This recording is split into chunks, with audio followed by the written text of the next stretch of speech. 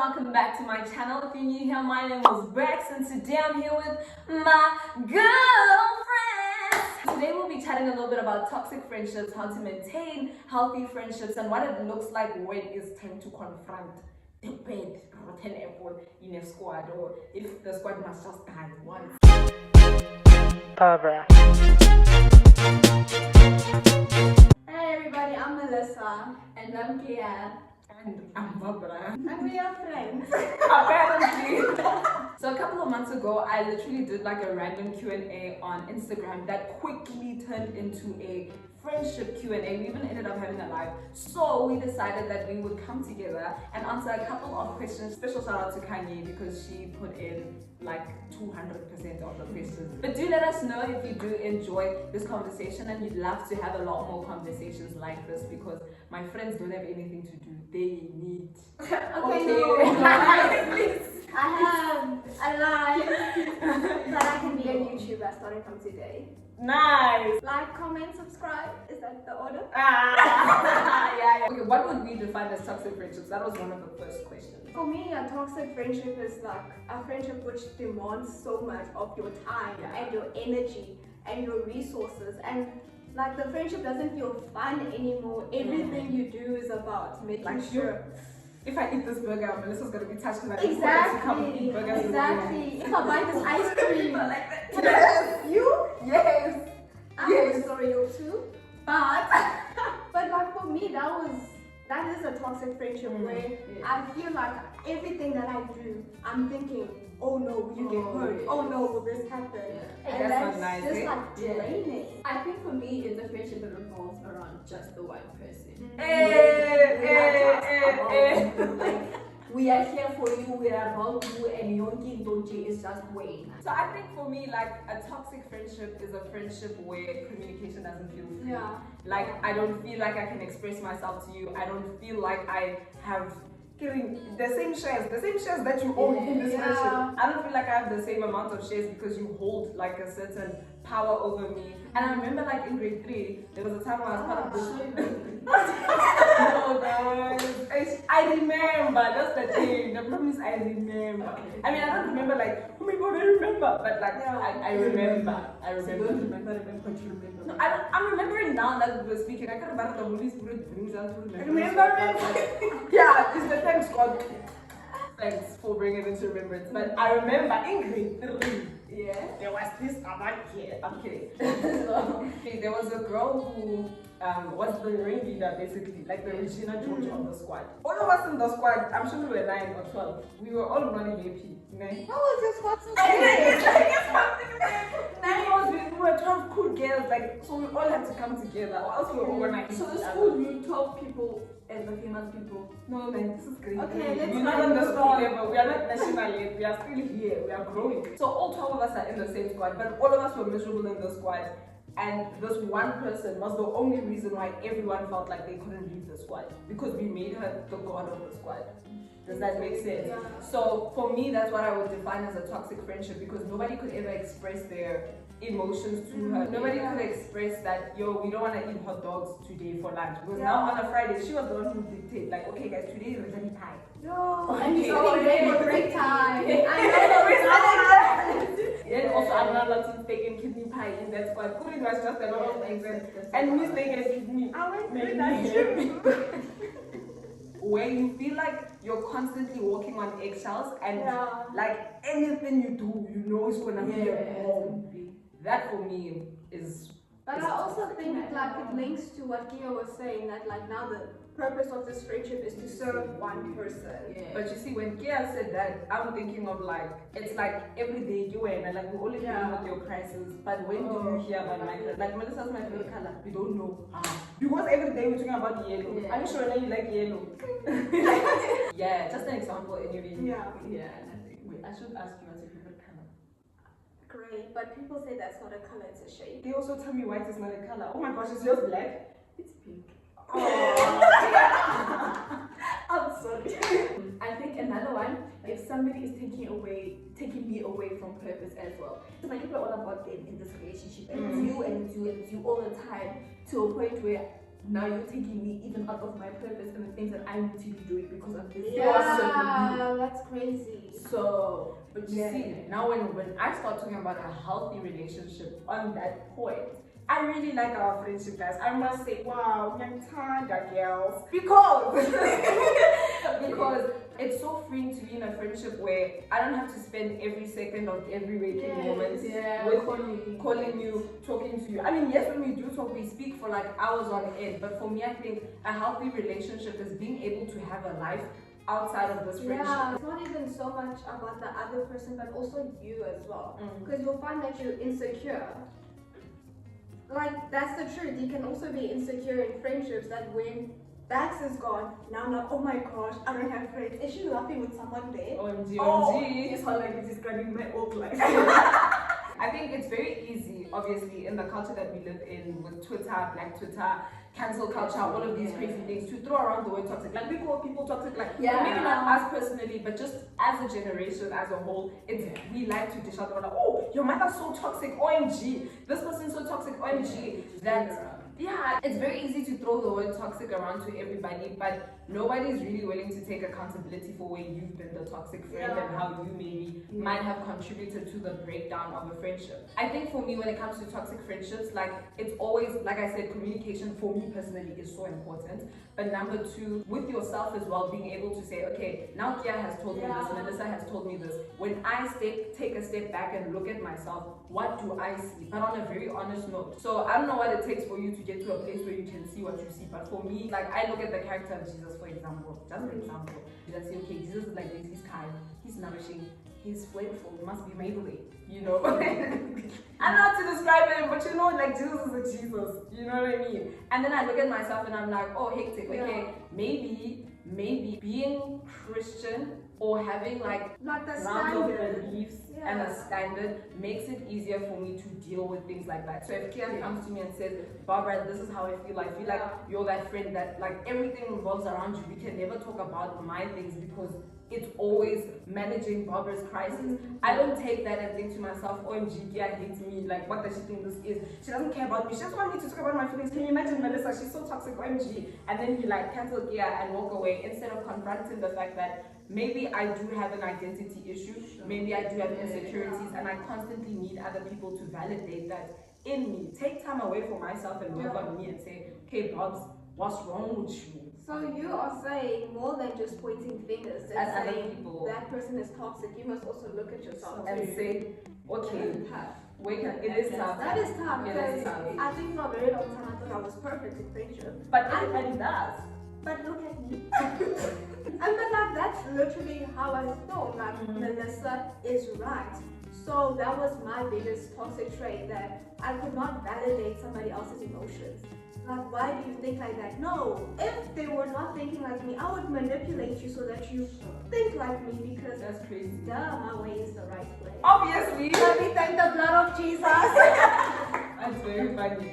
Confrontation is probably one of the most difficult things when it comes to friendships, in both healthy friendships and in toxic friendships. But I think it's important to be very considerate of the other person, to be empathetic and be able to place yourself in their shoes. So for example, I had a lifelong friend who recently called me up and said, yo dude, like things are deteriorating between us and that ain't cool, like I don't like that. And in that conversation, there were obviously a couple of things that she felt were important to confront me with. But now instead of me then sitting there and saying, okay, but we're not Satan, let's talk about your things, Satan, and then take up all of her sins, it's just kind of like, yo dude, I'm really stunned that you're saying this. First of all, I appreciate you so much for feeling like, because her starting line was, we've been friends for so long, I'd hate for us to now fall apart because nobody wanted to take the first step and communicate. If you're not willing to be that person, that's mature. I'll do that. It is. Because I was already like, when I do this. I don't like conflict. Like, I don't like to fight unnecessarily. So if I see, okay, Melissa starting, and I think that is something that the Lord driven is from me. Like, I'm very hyped, man. Like, if by this time you haven't impatient, you're on the go. I'm on the go. Man, I'm on the go. So there's a day, like, I was like, okay, I'm gonna pick you up at 1 o'clock, right? And then I get there. Come when I sit here on YouTube, man. 1 o'clock when I woke up, I wasn't even dressed, guys. She's sitting there, they're starting to put their eyebrow pencil on her face. I'm like, you think you're gonna start doing it? I'm here outside. This car, when I get back inside my car, and you're not inside. This is literally what she said in front of my aunt, guys. Imagine she walks into I'm like, if I get inside my car, and you're not inside my car by the time I'm in my car, I do my and then I just put your head. And then I literally went at like 3, 2, for real, she did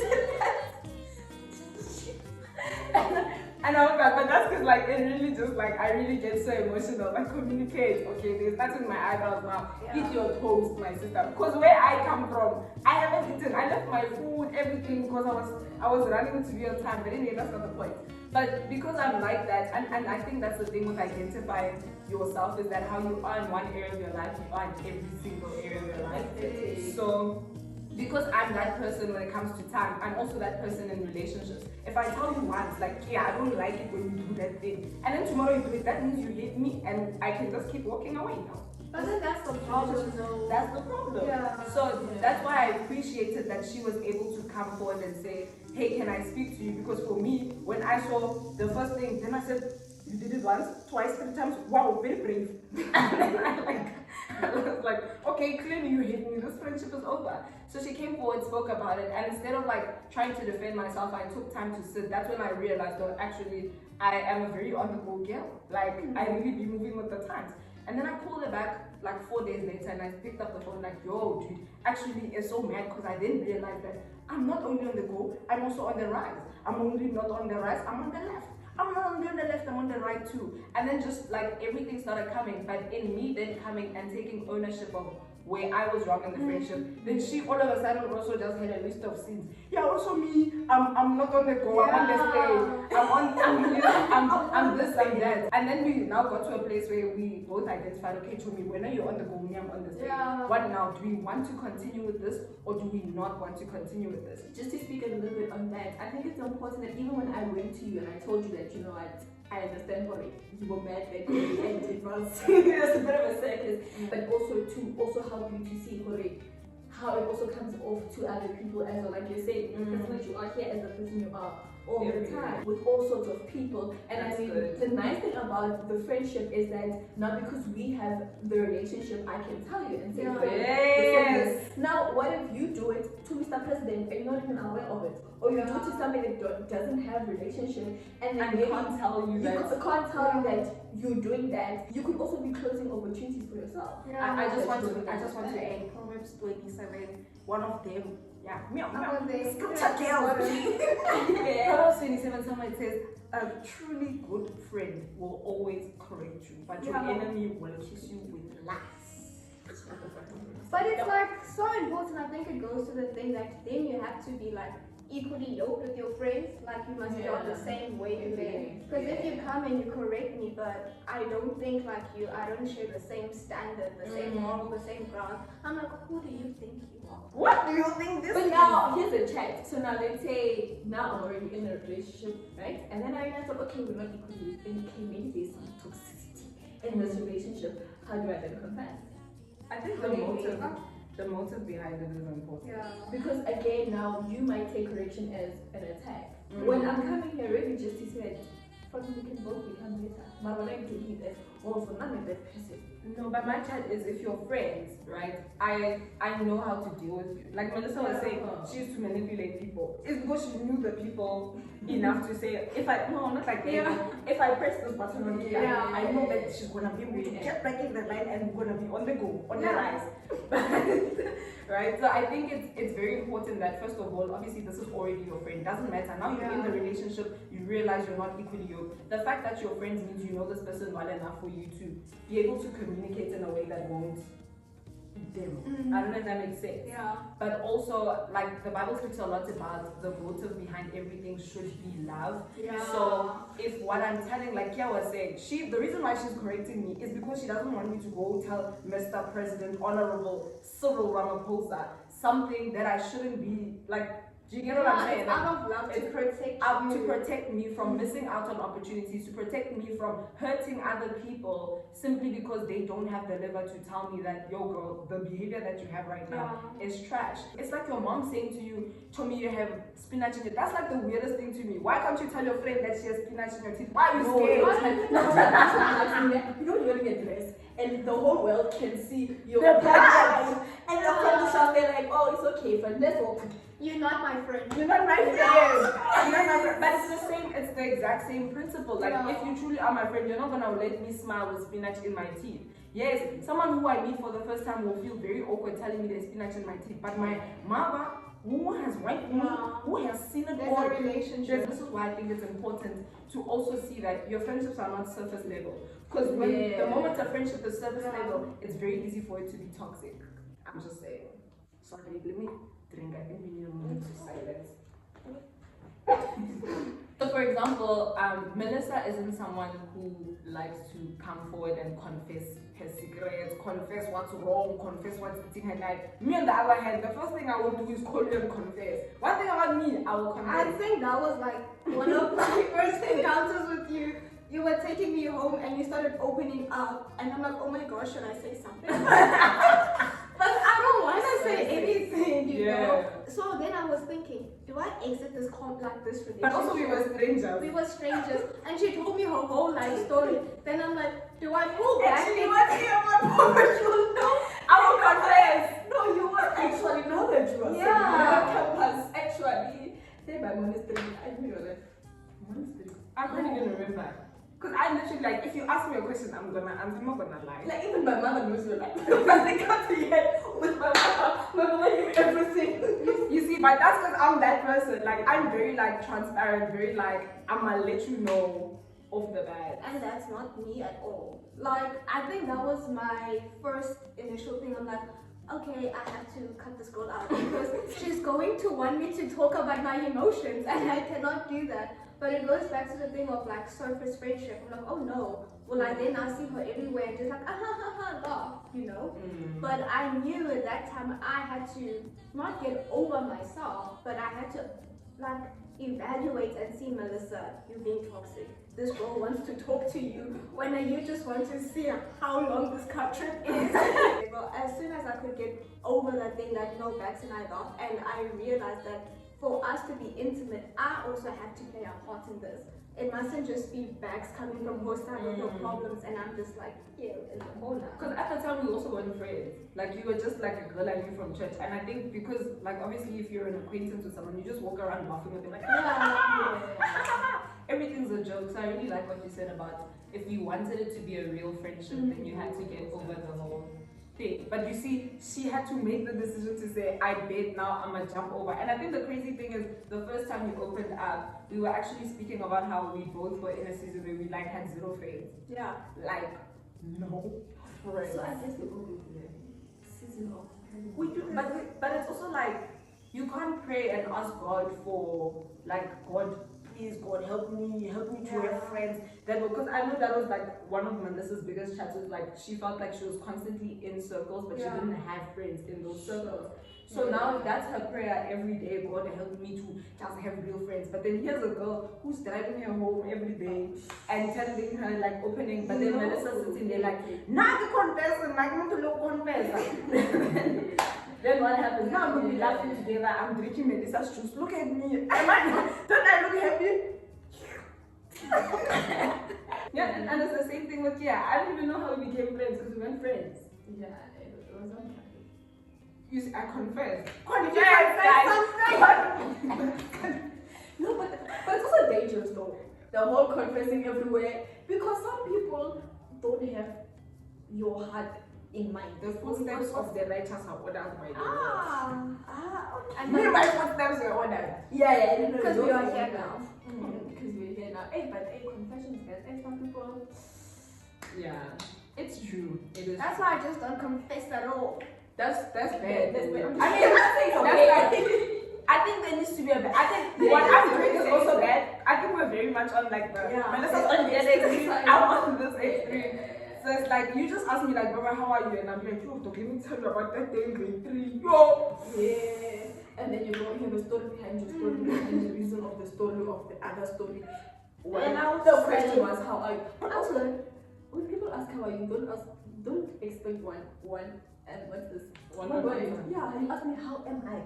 Stop asking people how are you if you don't No, care. no, If you no. don't care, no, because I think we ask like I remember I used to ask people like in high school because people were like, hi, how are you with teachers? It's a generic thing. But then you're saying how are you, but you're saying how are you while you're walking away. Ah! Because you assume that the person is fine. So I'm saying, It's wrong. It's wrong. hello, how are you? No, I'm fine, thank Yeah. you. But What I else I'm not fine? But I I also can't just lie. think it's like the whole society and the culture we live in. It's very Like it's very fast. It's on the go, like me. So, moral of that story is if you do want to cultivate genuine relationship with people, you need to be willing to dig beyond the surface. But that also comes with taking the first step. So I think even with that friend that I was telling you about, like once we reached the conclusion of, okay, this is how I was toxic, this is how you were toxic, but also wasn't like a, this is how you, it wasn't like that. It wasn't a fight. It was like, Chomi, listen, our friendship may end. And I love that she said this because she's so awesome. If you know what I'm talking about, awesome as well, and you love her. But she was like, you know, even if our friendship has to end after this conversation, that's not my concern. My concern is in your new relationships, in your new friendships, you'll continue being this destructive person and you'll never find peace in your friendships because you keep on repeating this pattern. So that for me also was just like, we are You friend, we like, thank you. We have her.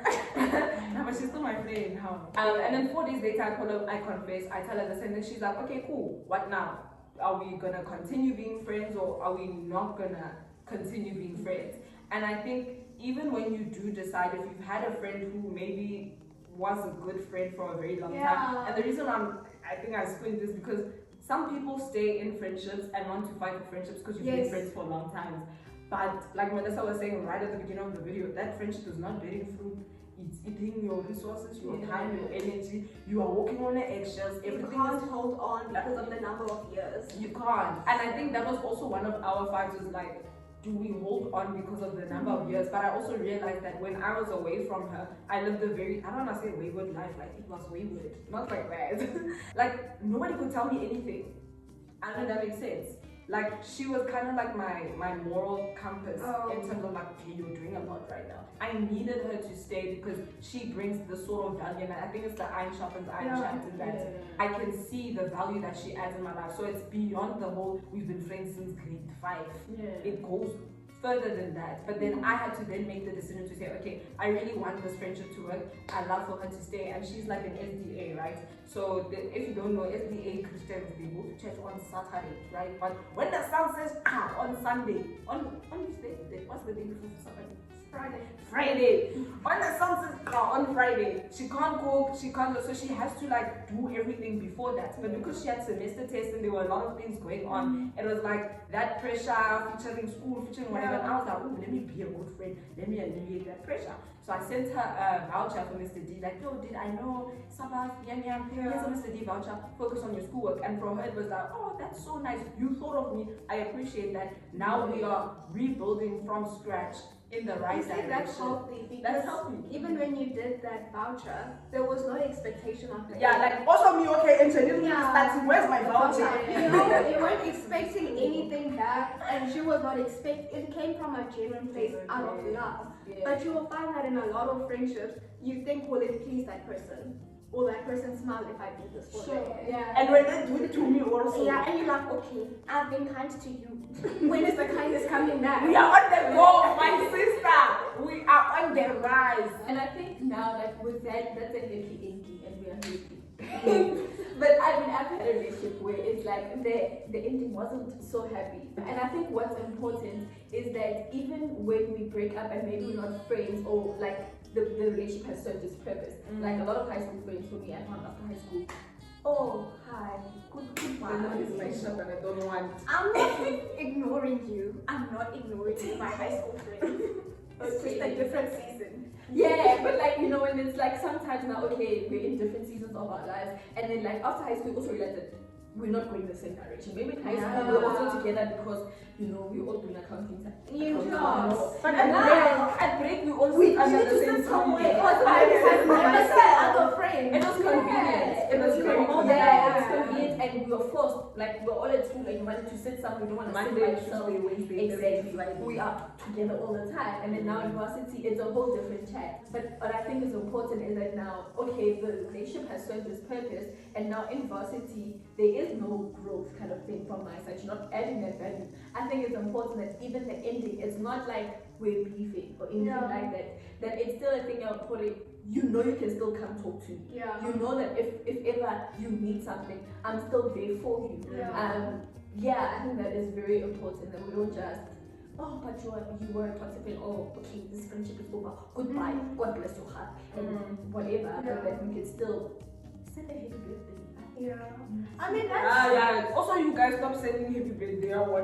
That's how I feel. If you're not No. how can you wish me a great Like, no, listen. No, We must address this thing now. If we were squad mates in high school, send me happy birthday, that's fine. Like, I'll That's what I respond. mean. Yeah. But I'm saying stop sending like to the person who are sitting there in Yeah. I No, volunteered no, at the no, time. but I can send you happy birthday, No, but you don't respond. but I can be, I'm talking about you. I wish that you had a beautiful year. You don't know. I believe you, wish me, I believe you.